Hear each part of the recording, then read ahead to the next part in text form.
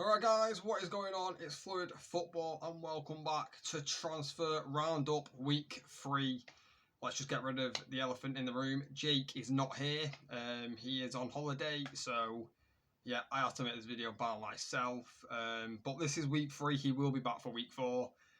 So yeah, let's just get right into it. We've had a lot of transfer news this week. Some big deals have happened this week, and we're just going to get right into them, starting off with Sandro Tonali to Newcastle. If I keep looking down, it's because I've got the names here on a piece of paper. But Sandro Tonali to Newcastle, what a signing! Like 70 million is a lot of money, but I think it's a bargain. I think this is such a good transfer for Newcastle. It's crazy. You look at their midfield now, it's frightening, to be honest. Tonali, Bruno Guimaraes, you've got Joe Willock in there. You've got Maddison potentially joining as well. So, yeah, Newcastle are spending. They've got the money. They're the richest club in the world. They now can spend that money. And Tonali's not going to be the only signing for Newcastle. They're going to spend heavy because they're in the Champions League. They need the squad depth. But I do think that is the marquee signing for Newcastle this summer. And it's the first one they've done. Tonali, though, I've loved Tonali ever since he was at Brescia. Going to Milan, I wanted United to buy him from Brescia. Unfortunately, it didn't happen. He went to AC Milan. He wanted to stay in Italy. I thought Tonali was going to stay in Italy his whole career. Turns out that hasn't happened. But yeah, he's got unbelievable passing range, short, long, great awareness on the football pitch as well. And I think he's going to be loved by Newcastle fans. I really, really do think he will take the Premier League by storm. First season, I think he'll be fine. Genuinely, I can't see this flopping. I just can't. So yeah, Newcastle, what a signing. Sandro Tonali, what a player he is. I honestly can't say enough good things about Sandro Tonali. Yes, it's a lot of money, but I think he'll work. Next player we have on the list is Kai Havertz to Arsenal from Chelsea. 65 million. What? How have Chelsea managed this? 65 million for Kai Havertz? That's amazing. Amazing business. Well, it's not amazing business because I'm pretty sure Chelsea bought him for more than 65. But no, Havertz is a weird one. It is a weird one. He's not a goal scorer, in my opinion. And I think that's what Arsenal need. And I don't think they've got it with Kai Havertz. You look at Jesus. He's not really a goal scorer either. The only real goal scorer Arsenal have up front is Nketiah. And he's going to barely get any game time next season with Havertz and Jesus. But yeah, I think Havertz prefers playing at cam, centre forward. He can play striker, but as we've seen this season, he struggles. He suits the cam. And with Odegaard, could Odegaard maybe drop to 8 and then Havertz goes 10? I don't know how Arteta's going to work this. But yeah, I think Arsenal have overpaid. Quite massively, to be honest. I think Havertz is worth 45 million at max, not 65. But it's clear, Arteta wanted him, and he's got him. This transfer though, I actually can see flopping. I can see Havertz struggling. Yeah, he struggled at Chelsea. He was a wonder kid at Bayern Leverkusen. Came to the Premier League relatively young. Didn't work out. He is still young. I think he's like 23 or 24. So he has got time on his hands, Kai Havertz. But for 65 million, I think he's got to hit the ground running because he's already played in the Premier League. He's not got that excuse of, first season Premier League. No, he's not got that because he's already played in it. And, it's an interesting signing. I think that's probably the most shocking transfer we've had so far. Moving size of London to the north. It's interesting, But sticking on Chelsea, Christopher Nkunku, Obviously, we knew about this deal quite a while back, but Chelsea did confirm it. What a signing this is. What a signing. If you've watched the Bundesliga, you know how good Nkunku is. Like, he's an unbelievable player. And he's not a striker. He's a centre forward in cam like Havertz. So he's the Havertz replacement. And in my opinion, he's better than Havertz. You know, so I think Chelsea have done very good business on this one. I don't know how much Nkunku's worth again. Yeah, I don't know. Was it 50, maybe a bit more? I don't know, but what a player he is. Yeah, we obviously knew about this like in January, or maybe it was before January. I don't know.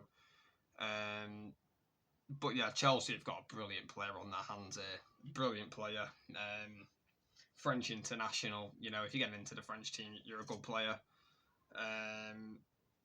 And yeah, I think Leipzig are a bit gutted to lose him. But this is the thing, isn't it? Leipzig aren't that big of a club. You know, they're not established yet. And if you get a player that's playing well, consistently, like Nkunku has had, is, you know, been playing, you're going to lose him. And they have lost him. And it's a shame for Leipzig because it's just going to keep happening. You know, it happens to every small club. You know, you get a player that does well, and they just leave. It's a shame, but it's the way football works. But no, Nkunku, what can he offer to Chelsea? He's a goal scorer. You know, he's a centre attacking mid goal scorer. Something we don't really see in the Premier League that much. You know, centre attacking mids usually get assists, and Nkunku can get assists as well.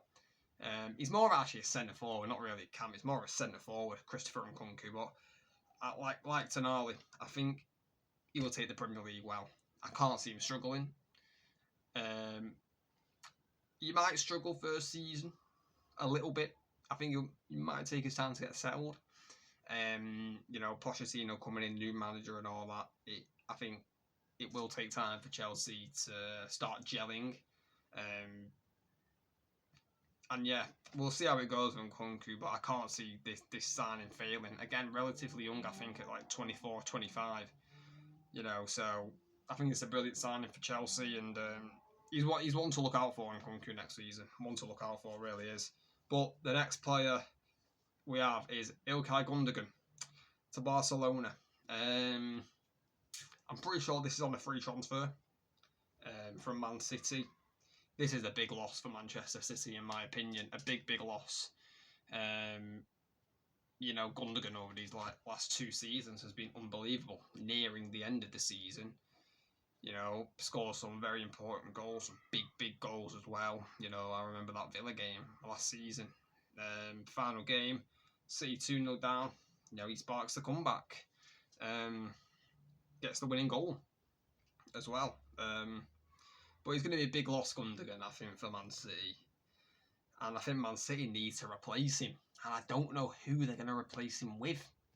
You know, they're looking at Rice. Rice isn't Gundogan.